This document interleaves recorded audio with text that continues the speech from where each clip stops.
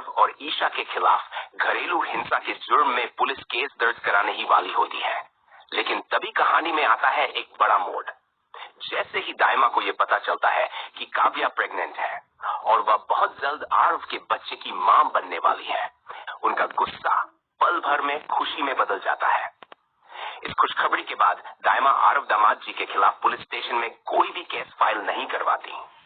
जी हाँ दोस्तों, सीरियल पति ब्रह्मचारी में आने वाला है एक जबरदस्त धमाकेदार ट्विस्ट, जहां एक तरफ पूरा परिवार इस सच से बिल्कुल अनजान है कि किस तरह पूरन और मोनिका ने पैसों के लालच में अपने ही बच्चे का सौदा कर दिया। दोनों ने अपने बच्चे को अनुराग जी और खुशबू की बच्ची के साथ बदल दिया, सिर्फ पैसों की खातिर। वहीं दूसरी ओर काव्या लगातार दाइमा को समझाने की कोशिश कर रही होती है कि किसी तरह वह आरव को माफ कर दे। काव्या दाइमा से कहती है कि आरव को अपनी गलती का एहसास हो चुका है और वह माफी का हकदार है।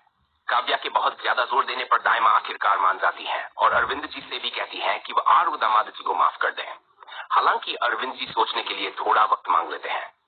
अरविंद जी के वहां से जाते ही सूर दाइमा से कहता है कि आरव ने काव्या के साथ जो भी किया है, आज काव्या की हालत के लिए वही जिम्मेदार है। ऐसे में उसे इतनी आसानी से माफ कैसे किया जा सकता है?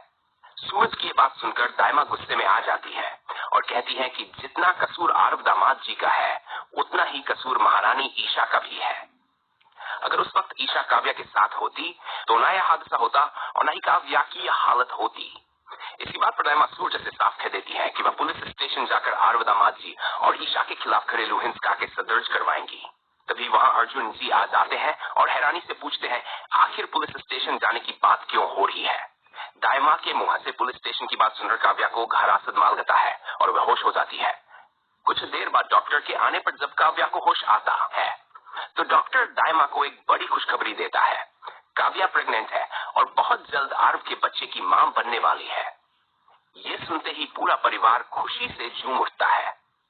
जो दाइमा कुछ देर पहले आरव और आयशा के खिलाफ केस दर्ज कराने की बात कर रही थी, अब वही कहती है कि तुरंत आरव दामाद जी को बुलाया जाए और उन्हें ये खुशखबरी दी जाए कि वह पिता बनने वाले हैं। अरविंद जी भी ये खबर सुनकर बेहद खुश हो जाते हैं और सूरज भी अपनी बहन की खुशी के लिए आरव को माफ करने के लिए तैयार हो जाता है। आखिरकार आरव काव्या को अपने साथ गुलाब हवेली ले जाने के लिए पहुंच जाता है। अब दोस्तों सवाल यह है, आरव ने काव्या के साथ जो किया, उसके बाद क्या काव्या को आरव के साथ गुलाब हवेली वापस जाना चाहिए या नहीं? अपनी राय कमेंट में जरूर बताइए।